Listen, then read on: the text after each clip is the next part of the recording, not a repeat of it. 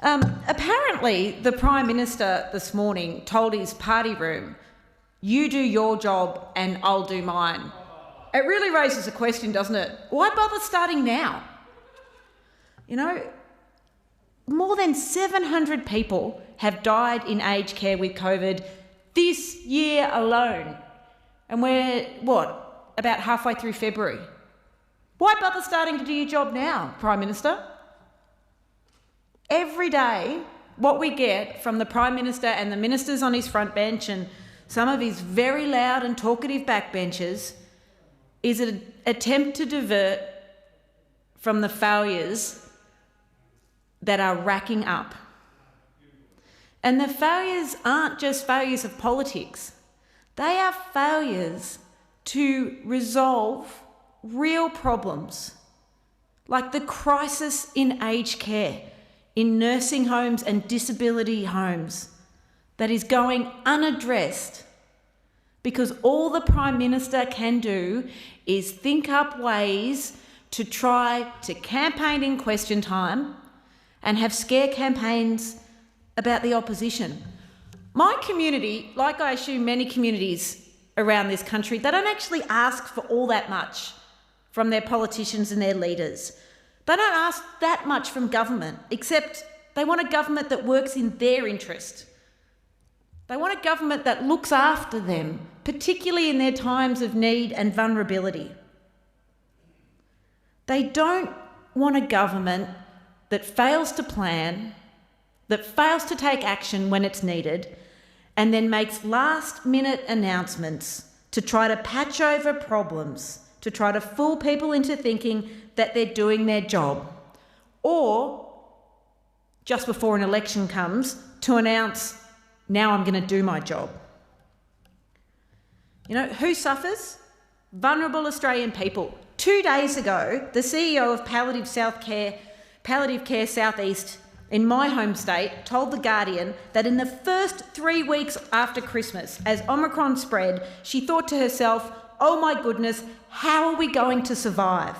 She says, and I quote, "We had 50% of our staff furloughed on one day, and then 25% on most days during that first couple of weeks of spread. But everyone from administration to senior management worked so hard to keep everyone supported." She says that aged care facilities restricting visitors to the elderly in the last days of their life to avoid COVID spread was leading to thousands of people traumatised by a feeling they were unable to give their loved ones a proper goodbye. And why is this the case? Because we have a Prime Minister and an aged care minister who not only failed to reform the aged care system and to plan for the first wave of COVID, but then failed to learn from the mistakes and that first wave so that people didn't have to go through the same thing again this year. And an abject failure, no matter what the Minister for Health says in question time, to respond to the recommendations of the Aged Care Royal Commission.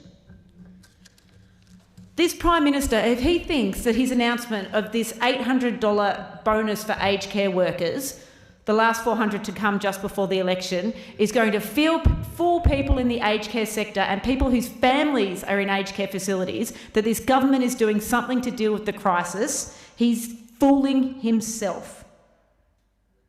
This is an email I got from a manager of a local aged care facility. I can't read out all of it, but here's some pretty powerful points. "I'm writing to you to share how absolutely gutted I am about the selective aged care worker bonus that was announced today.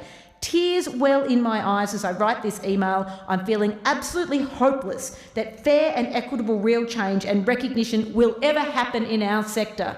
My staff are absolutely devastated that the government once again seeks to divide our workers into those who are valued and those who are left wondering what they did wrong. The government refuses to recognise the very valuable contribution of all aged care staff who work in residential aged care facilities, and again, the reception, maintenance and lifestyle staff are cast aside as unworthy of recognition. Our resident services coordinator rang the Director of Nursing absolutely sobbing this morning when she heard the announcement, wondering why staff don't matter to the government. The government doesn't care about what they do. Why bother starting to do your job now, Prime Minister? You can't do it.